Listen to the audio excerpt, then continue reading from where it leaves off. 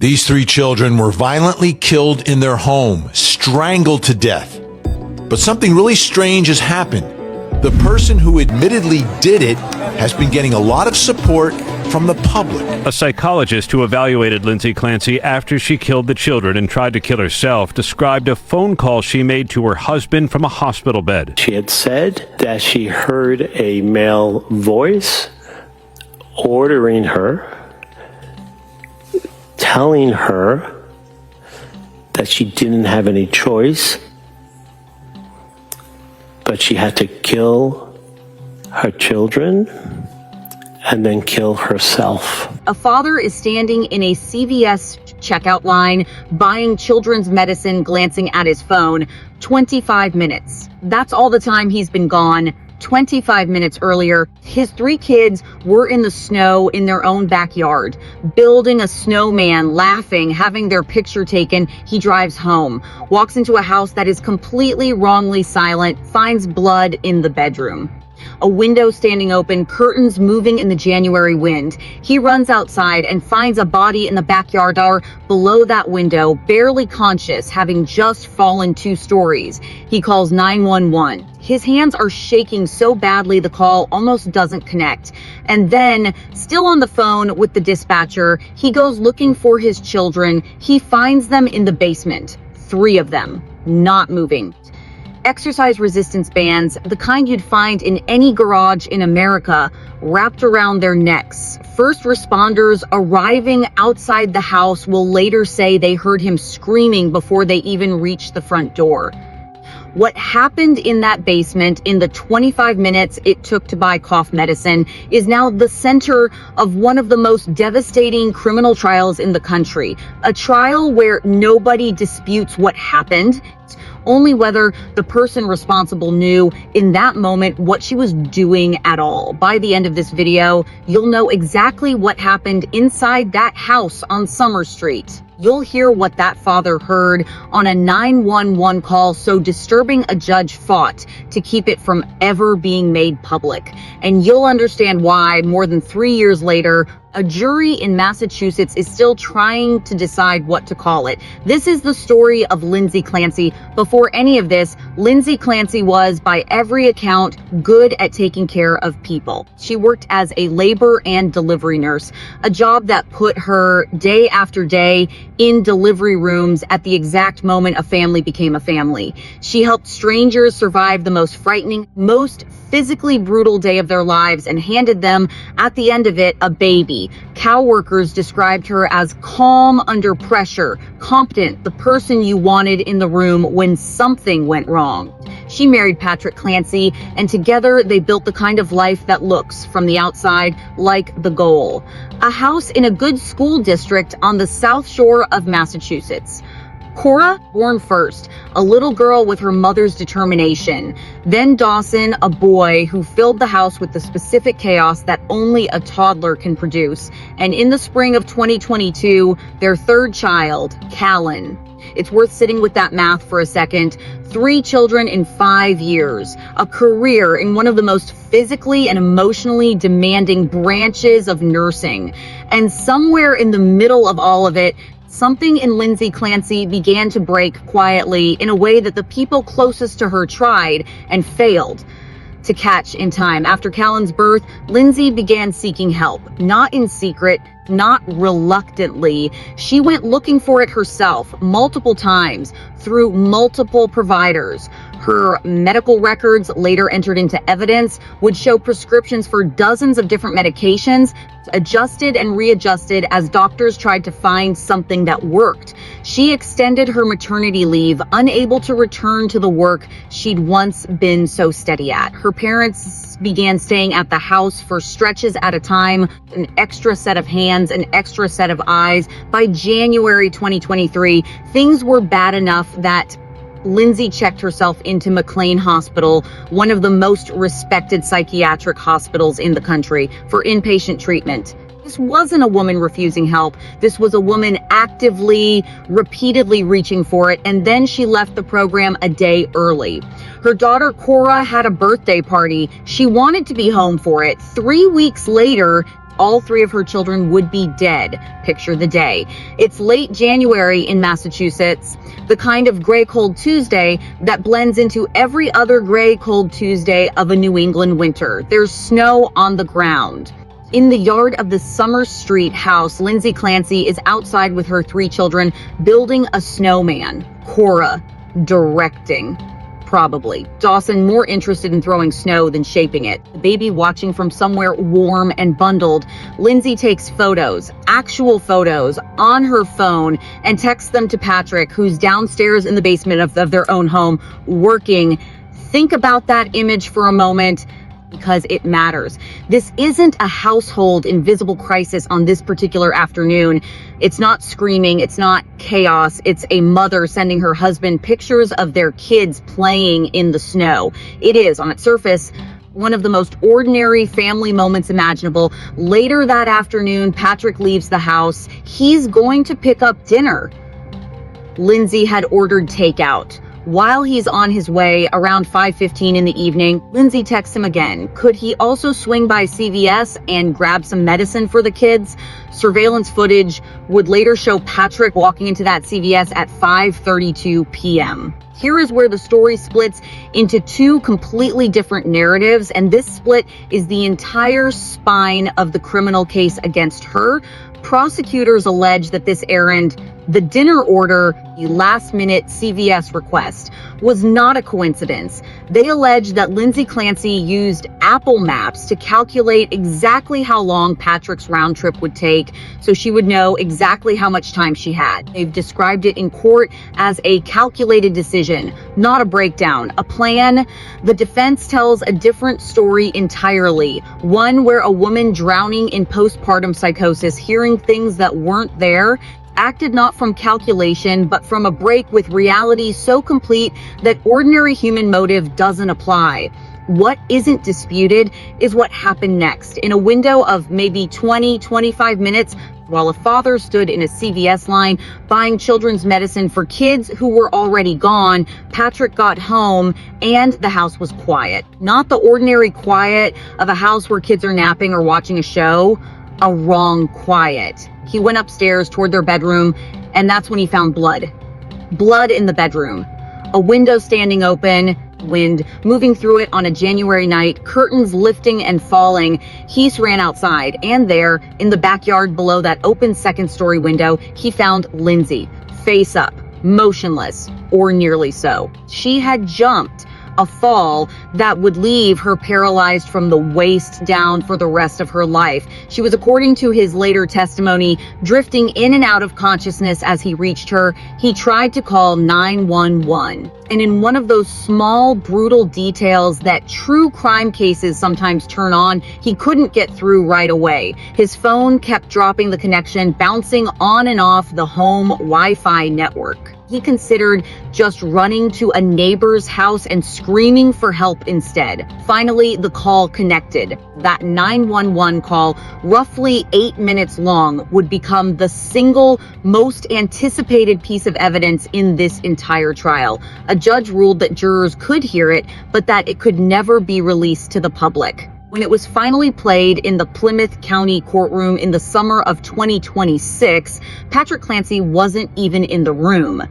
He'd already finished testifying and stepped out. Lindsay was. She sat at the defense table and listened to her own husband's voice, recorded 3.5 years earlier, and she put her face in her hands and sobbed until the judge called a recess. Here is what we know happens on that recording based on courtroom reporting. It begins as a call about Lindsay, a husband finding his badly injured wife in the yard, trying to keep her talking, trying to get an ambulance to a rural-feeling suburban street fast enough. And then, roughly halfway through, everything changes.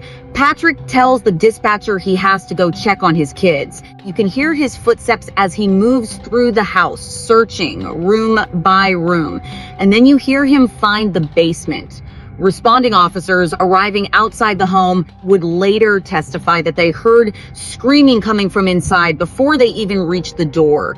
One officer, Brian Josephine, testified that he and another responder ran toward the sound and found Patrick Clancy in the basement. Patrick looked up at them, according to that testimony, and screamed that his wife had killed the kids. Downstairs, first responders found Cora, Dawson, and Callan.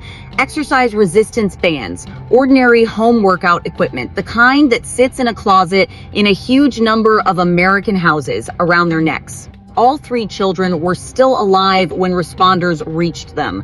All three would later die. There was no dramatic manhunt. There was no chase. Lindsay Clancy didn't run. She was found badly injured in her own backyard, having attempted to take her own life within minutes, maybe seconds, of what happened in that basement. She was rushed to the hospital in critical condition. The fall had broken her back. She would never walk again. For weeks, Lindsay Clancy existed in a strange legal limbo, a suspect in a triple homicide who was at the same time a patient in intensive care, then a psychiatric hospital, unable to be formally processed the way most defendants are. When she was finally arraigned, it didn't happen in a courthouse. It happened at Tewksbury Hospital at her bedside because she still couldn't be safely moved. She was charged with 3 counts of first-degree murder, 1 for Cora, 1 for Dawson, 1 for Callan, along with strangulation charges. A not guilty plea was entered on her behalf. The judge overseeing her case ordered that she remain hospitalized rather than moved to a jail cell, ruling that she remained at what the court called a serious risk of imminent self-harm. Prosecutors didn't object to that. For months afterward, Lindsay Clancy wasn't even present for her own hearings. Her attorney, Kevin Reddington, repeatedly waived her appearance, citing the sheer logistical difficulty of producing a paralyzed patient from a locked psychiatric facility for routine court dates. The case crawled forward in her absence. DNA swabs approved, discovery motions filed, dates set, and then pushed and pushed again. And through all of it, one description of her stuck, offered early on by her own defense attorney, standing outside a courtroom she wasn't even in. He called her a troubled soul. She obviously had no reason to kill those 3 beautiful children, Reddington told reporters. You have to ask yourself why. That question, why is the entire war this case has become?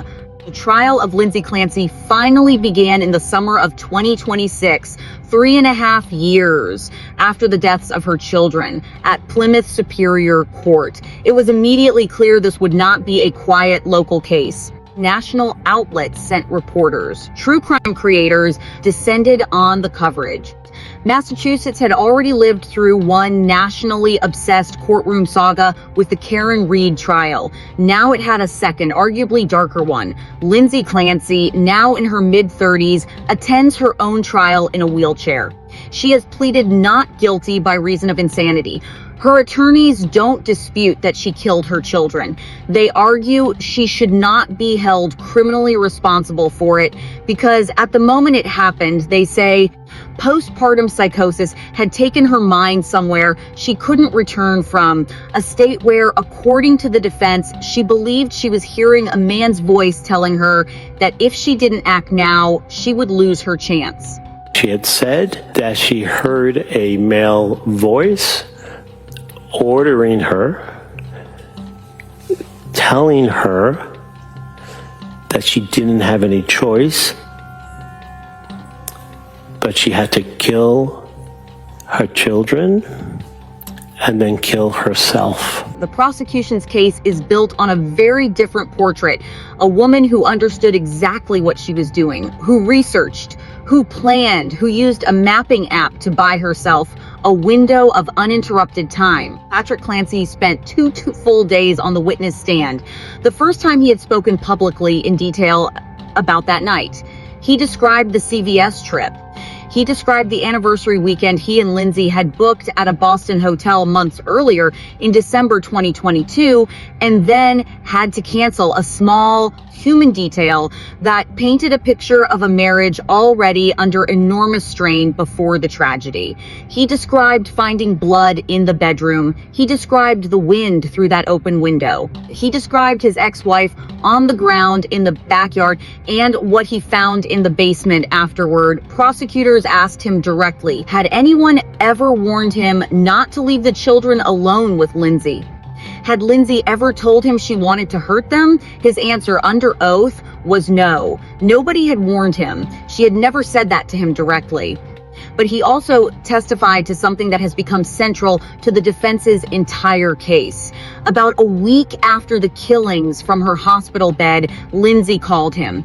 He said she didn't ask about their children. Instead, she told him what she had gone through, that she'd heard a man's voice telling her that if she didn't do it now, she would lose her chance. That phone call has since become one of the most fiercely contested pieces of evidence in the entire trial. Investigators have floated a theory, and prosecutors have pushed hard on it, that a psychologist working with the defense may have coached Lindsay to describe hearing voices, essentially manufacturing the foundation of an insanity defense after the fact. A state police sergeant under questioning acknowledged on the stand that investigators had, in fact, discussed exactly this theory among themselves. But under further questioning, he also admitted something significant. They never found actual evidence to support it. He had been posted outside Lindsay's hospital room around that time and testified he never overheard the conversation with the psychologist or the phone call to Patrick well enough to confirm or deny what was said or who suggested it. It's the kind of detail that could sway a jury in either direction.